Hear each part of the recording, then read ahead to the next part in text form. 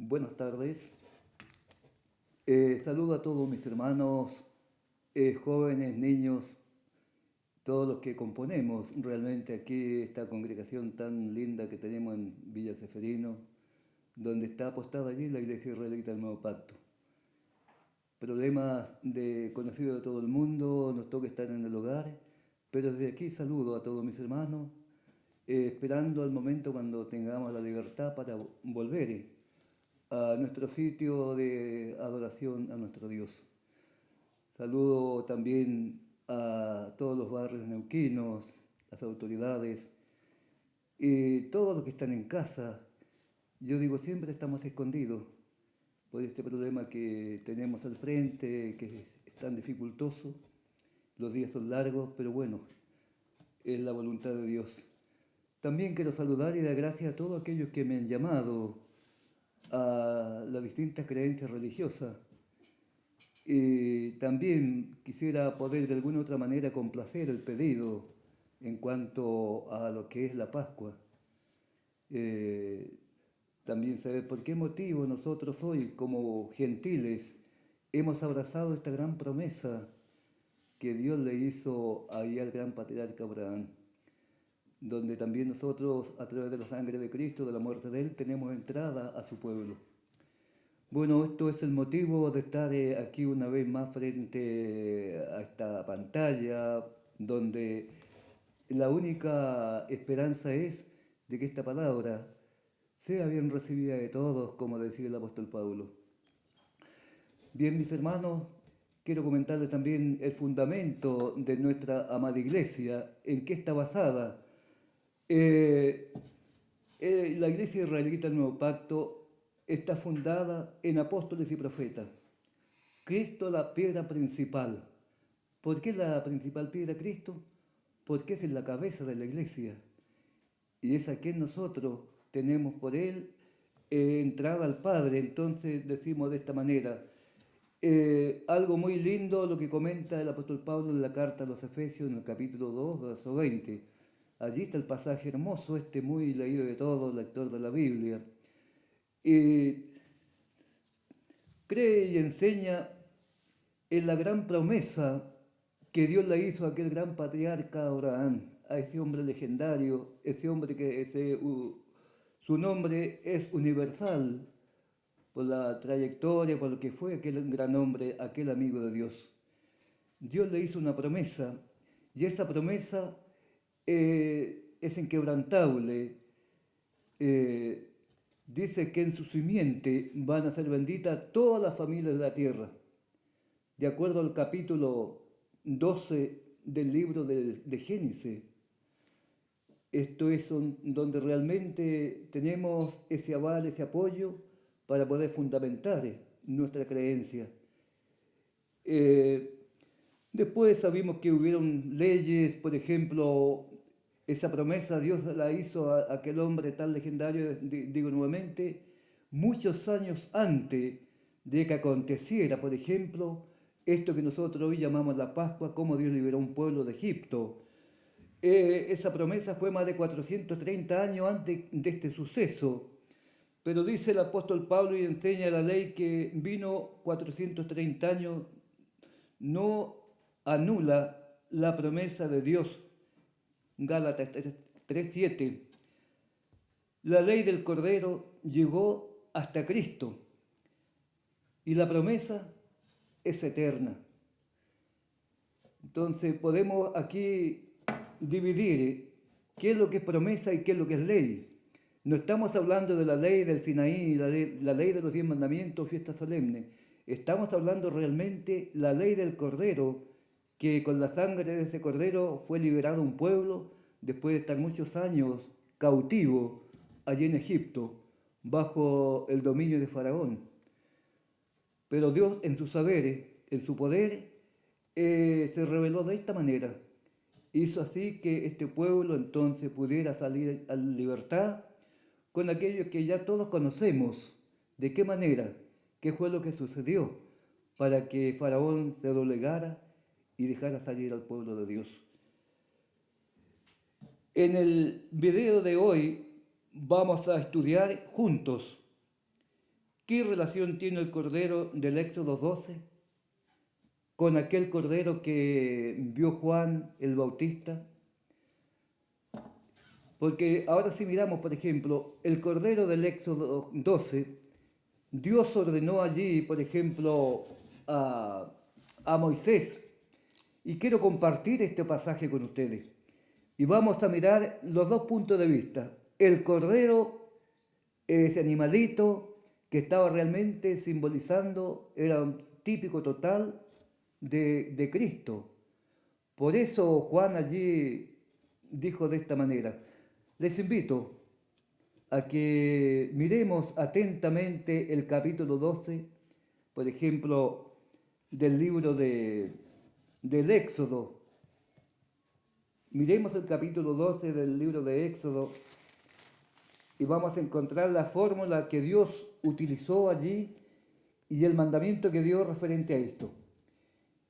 Y habló Jehová a Moisés y a Aarón en la tierra de Egipto diciendo, esto comenta el capítulo 12 del Éxodo, el verso 1, este mes os será principio de los meses, para vosotros será el primero de los meses del año. Esto Dios le dijo a su pueblo, no se lo dijo al mundo, se lo dijo exclusivamente a ese pueblo elegido, ese pueblo que estaba allí el Señor sacándolo de la esclavitud, donde habían estado muchos años allí pasando la vida mala, porque todos sabemos cuál fue la conducta de Faraón sobre los israelitas. Y le dice más, habla a toda la congregación de Israel diciendo, en el 10 de tómese cada uno un cordero según la familia de los padres, un cordero por familia. Este fue el mandamiento que Dios le dijo, le ordenó a través de Moisés. Le dijo, tomes el día 10 del mes primero. Este mes primero lo podemos ver más adelante, como en el capítulo 13, por ejemplo, de este mismo libro. Lo podemos ver también en el capítulo 16 del libro de Deuteronomio. Allí aparece este mes. ¿Cómo se llama este mes? Este mes se llama Abib. Realmente este mes de Abib está dentro de la última quincena de marzo y la primera quincena del mes de abril. Allí entre eso está ubicado el mes de Abib, no abril, Abib. O, por más bien dicho, también tiene dos nombres, se llama Nisan. El caso es que este mes Dios le dijo a su pueblo, tómese cada uno un cordero de la majada, ya sea de las ovejas o de las cabras, tiene que ser sin defecto. Este es el mandamiento. ¿Y qué se hizo con ese cordero? Ese cordero fue inmolado. Y la casa que tenía cada israelita allí en ese lugar donde vivía en Egipto, tomaron un hisopo y con la sangre de ese cordero pintaron los dinteles de sus casas. ¿Qué valor realmente este animalito? Tanto precio, tanto valor podía tener, porque ese era el sentido, era un cordero. Pero quisiera mirar y que ustedes puedan también contemplar cómo se manifestó el amor de Dios y cómo allí tipificó este animalito a Cristo Jesús. Lo podemos ahora mirar de esta manera. Ese animalito se lo comían de tal forma. Yo no voy a pasar por estos pasajes porque si no se me alarga mucho el momento frente a ustedes, pero solamente les invito a que ustedes estudien el capítulo 12 del libro del Éxodo. Allí encontramos ahora lo que realmente el Señor hizo milagrosamente para que aquellos israelitas o esos hebreos que vivían allí esta noche, estaban encerrados, el ángel que pasó matando y hiriendo se detuvo en cada lugar donde estaba la sangre de aquel cordero. Entonces, este cordero realmente llegó hasta Cristo. ¿Por qué llegó hasta Cristo? Porque ya mirábamos, por ejemplo, el capítulo 1 y el verso 29 del libro de Éxodo, vio que allí Juan el Bautista, aquel que se había relacionado con Jesús, y dijo de esta manera cuando dice al siguiente día, vio Juan que venía Jesús caminando. Entonces dijo Juan de esta manera, he aquí el Cordero de Dios que quita el pecado del mundo. Qué tremendo es esto para poder venir entonces mirando en el antiguo pacto, cómo, por ejemplo, venía la celebración de esta Pascua, de esta fiesta, y cómo pasó con el tiempo al nuevo pacto o a nuestros días, porque para muchos estas fiestas han terminado, han quedado en la cruz, pero habría que mirar bien los detalles, lo que el apóstol, tanto el apóstol Pedro como el apóstol Pablo, ellos enseñaron y estuvieron celebrando esta fiesta. Y usted sabe que el apóstol Pedro, por ejemplo, podemos mencionar allá por el año 60, 65, fueron contemporáneos con aquel apóstol Pablo, el ministro que Dios eligió para llevar el mensaje a los gentiles. Entonces, después de muchos años, después de más de 30 años de la muerte de Cristo, estas fiestas se siguen viendo en el libro que se llama la Biblia. Por eso es importante prestar atención, como dijo el apóstol Pedro, ¿es justo obedecer a los hombres antes que Dios? Entonces, esto también debemos de mirarlo, que es más importante obedecer a la palabra de Dios que escuchar la voz de los hombres. Por eso, querido amigo, querido hermano, qué bueno es contemplar la grandeza y el amor de Dios. Nosotros podemos ir mirando de esa manera que Dios en el capítulo 15 del libro de Génesis hizo un pacto con Abraham. En ese pacto Dios le dijo, tómate 3 animalitos y algunas aves, a los animales pártelos por la mitad. Era un medio que había para sellar un pacto. Eso se venía llevando por muchos años antes, más de 1000 años antes se venía practicando este pacto. Allí lo utilizó el patriarca Abraham. Y dice que trajo los animalitos y bueno, los partió, no se quemaron, ni se fundieron, ni nada parecido, porque no se ofrecían en holocausto, sino allí era la señal de un pacto. Eso era el significado de los animales. Es tanto que le dijo Dios que cuidara a aquellas víctimas. Se empezó a dormir, el cansancio del día lo agotó tanto que le vino el sueño y se quedó dormido. Mientras tanto dice que venían las águilas, las aves, dice que venían y querían comer eso.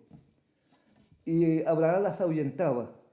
No era el tiempo para que los gentiles comieran la Pascua.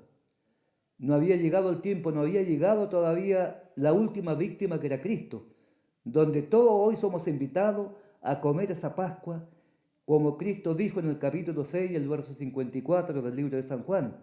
Allí muestra que el que no come mi carne, bebe mi sangre, no va a tener parte con él.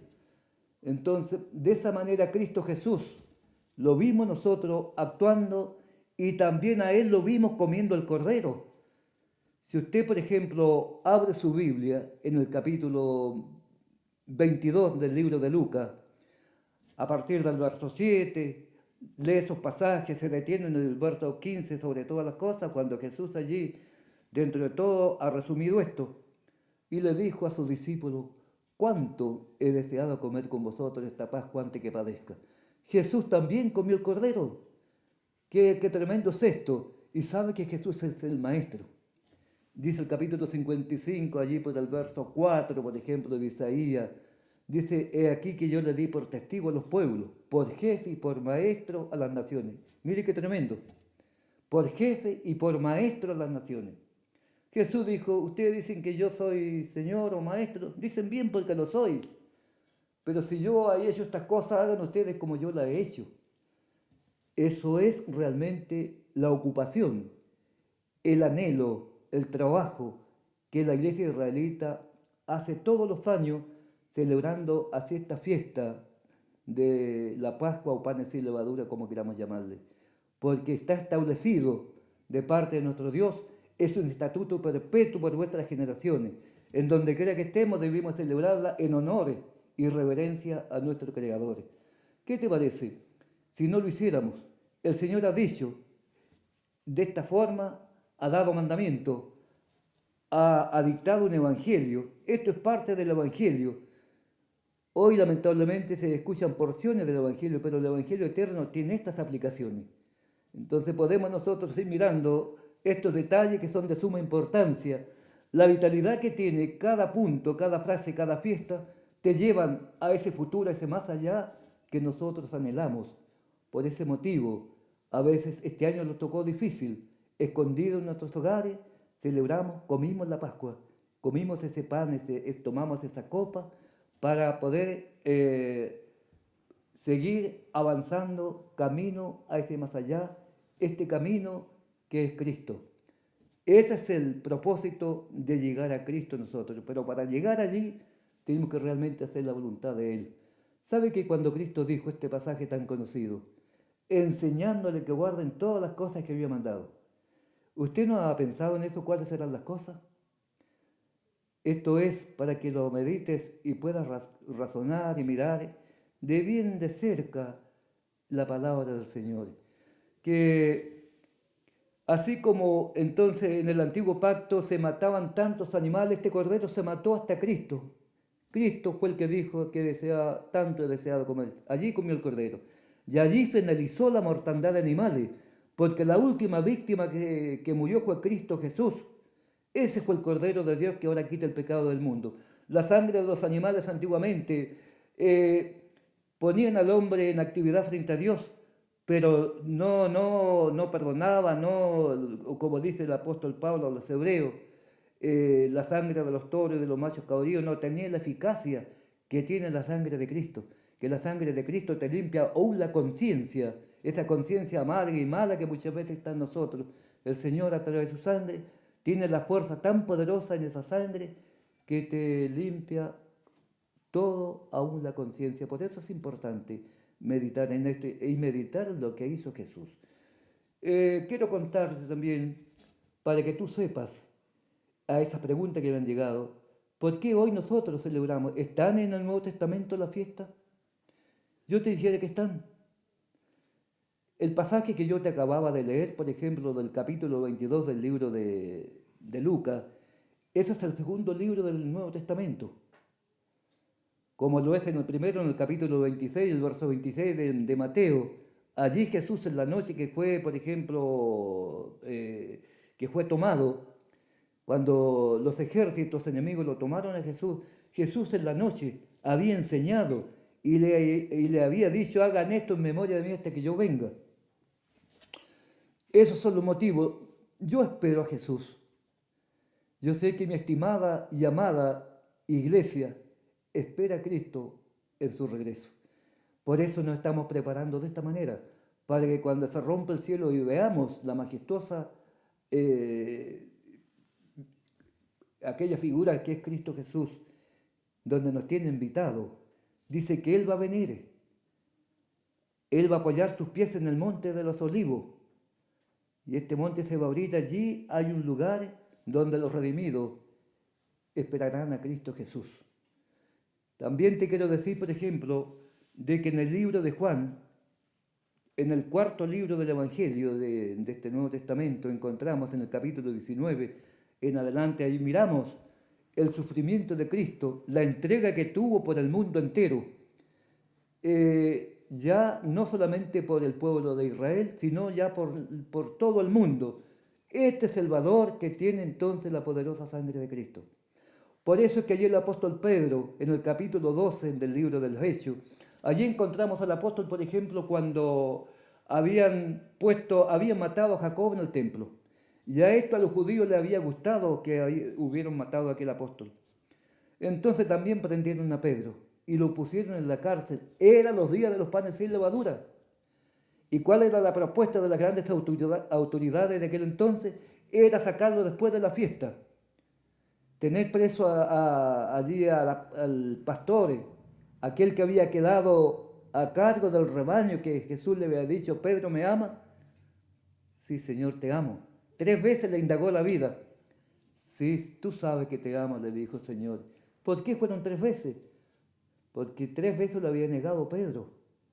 Fue amargo el momento que pasó el apóstol cuando se sintió tomado por este gran problema que Jesús le había dicho, antes que el gallo cante vos me vas a negar. Queridos hermanos, esto lo digo para que nunca nosotros caigamos en estos errores. Más vale no abramos la boca y esperemos el momento. Pedro abrió la boca anticipadamente y le dijo, te voy a seguir hasta la muerte.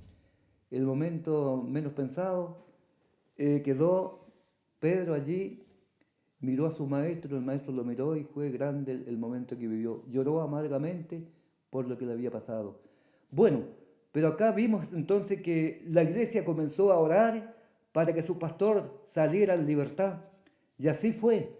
Eso comenta el capítulo 12, por ejemplo, desde el verso 1 en adelante, hasta que Pedro se le cayeron las cadenas porque la milagrosa mano de Dios hizo que allí se le cayeran las cadenas, los portones de seguridad que habían se abrieron y el apóstol salió y llegó al patio donde estaba la iglesia junta allí, cuando allí una muchacha escuchó la voz de Pedro que se llamaba Rodi, la muchacha, y dijo, habló que había escuchado al apóstol, no le creyeron, pero allí llegó el apóstol. Es una parte para poder decir que las fiestas no han quedado en la cruz. Ese es el engaño del enemigo, que procura de alguna u otra manera que el hombre no eche manos a la vida eterna, porque esa es una ocasión de dejar al hombre en el camino, al no creer en esta palabra de Dios. Tenemos otro caso, también en el capítulo 20 del libro de los Hechos de los Apóstoles. Allí tenemos, por ejemplo, desde el verso 6, verso 7, comenta el apóstol Pablo, ya no es Pedro, ya es el apóstol Pablo. Allí también dice, pasados los días de los panes sin levadura, ellos se dispusieron a navegar a un sitio que iban camino. Allí también vimos al apóstol Pablo preocupado por la celebración de esta fiesta. Ya había pasado la fiesta, se quedaron otros 7 días y comenzó a acercarse la gran fiesta de Pentecostés. La preocupación del apóstol, como iba viajando, no se quiso detener en Asia. ¿Cuál fue el motivo? Porque se apresuraba para estar en Jerusalén, si fuera posible, en el día de Pentecostés. Pentecostés es la tercera fiesta. Tenemos la Pascua, tenemos los panes sin levadura y tenemos a continuación esta gran fiesta que se celebraba a los 50 días, se llama Pentecostés. Y el apóstol Pablo caminaba, no se quiso detener en una ciudad porque quería subir a Jerusalén, porque allí en ese sitio estaba ordenado de parte de Dios que subieran todas las tribus, todo el pueblo subía de año en año a adorar a Dios allí en ese sitio. Pero bueno, después con la dispersión de los apóstoles del pueblo y cuando vimos ya en el lugar donde ellos se encontraban, celebraban la fiesta. Después encontramos al apóstol Pablo, por ejemplo, embarcado rumbo a Roma. Eso lo comenta el capítulo 27 del libro de los Hechos. Allí encontramos cuando el apóstol, por ejemplo, iba embarcado, iban 276 personas a bordo en aquella embarcación. Comenzó la embarcación en los días del gran día del ayuno o el día de la expiación, ese día que nosotros llamamos el día del perdón. Allí encontramos nosotros, ese dato lo da por ejemplo la Biblia Scofield en algo que allí, por ejemplo, en una ayuda que le da al lector. Si usted lee el capítulo 27, allí encontramos en aquella ayuda que da, encontramos que era el día del ayuno y menciona el capítulo 23 del Levítico, donde estaba anclada esa gran fiesta de Pentecostés. Desde allí el propósito era el día del ayuno que caminaba allí el apóstol embarcado, se fueron, lo agarró el temporal, lo agarró el invierno, 3 meses estuvieron en una isla que se llamaba la isla de Malta. Conocieron que era esa isla. El apóstol Pablo, seguramente en la fiesta de las cabañas, a su manera, acorralado porque lo llevaban detenido, lo llevaban preso a Roma, donde nunca más volvió a su casa, porque allí fue muerto en Roma. Los enemigos, porque Pablo era un hombre sin cadena, un hombre que él no tenía problema de hablar de Cristo. Nunca cayó a pesar de que lo tenían mal, pero él nunca cayó. Llegó allí a Roma, estuvo allí en la isla de Malta, por ejemplo, allí pasó un momento difícil para la gente que miraba el espectáculo. Dice que allí llegó a ese lugar, llovía mucho, hacía frío, se hizo fuego, el apóstol sacó una rama seca, la echó al fuego, una víbora allí disparó de la calor y le picó una mano al apóstol. Todos pensaban, ¿a qué hora cae este hombre? Este es un homicida, viene disparando. Pero no era un homicida, era el Hijo de Dios. Eso para que tú tengas un cálculo más o menos, que los hijos de Dios hay alguien que los protege. El mundo piensa con hacerlos daño, con venderlos, con decirlos tal cosa. El mundo piensa que vamos a callar. En silencio guardaremos en nuestro corazón a nuestro Dios. Así no estemos solos, porque la voluntad de Dios dijo, donde hay 2 o 3 congregados, allí estoy en medio de ellos. Amigo querido, te quiero apuntar 2 pasajes más y con esto voy a estar terminando para que ya podamos... Te quiero invitar a leer una palabra allí en el libro del Apocalipsis. Va a ser lo último. El capítulo 20 del libro del Apocalipsis.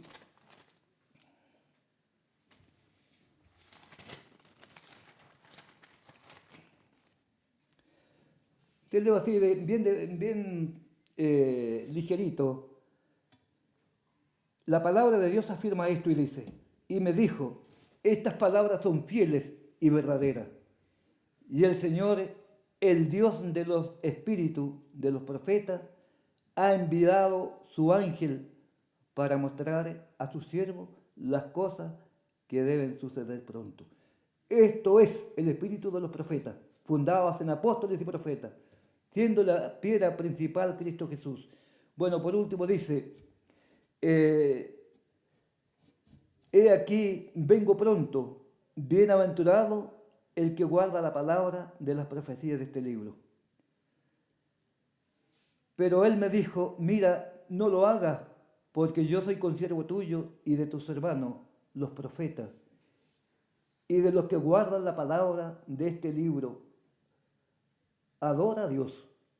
Me dijo, no selle estas palabras de la profecía de este libro, porque el tiempo está cerca. El que es injusto, sea injusto todavía, y el que es inmundo, sea inmundo todavía, y el que es justo, practique la justicia todavía. El que es santo, santifíquese todavía. He aquí yo vengo pronto, y mi galardón conmigo para recompensar a cada uno según sus obras. El que da testimonio de estas cosas dice, ciertamente vengo en breve. Amén. Sí, Señor, ven pronto. La gracia de nuestro Señor Jesucristo sea con todos vosotros. Amén.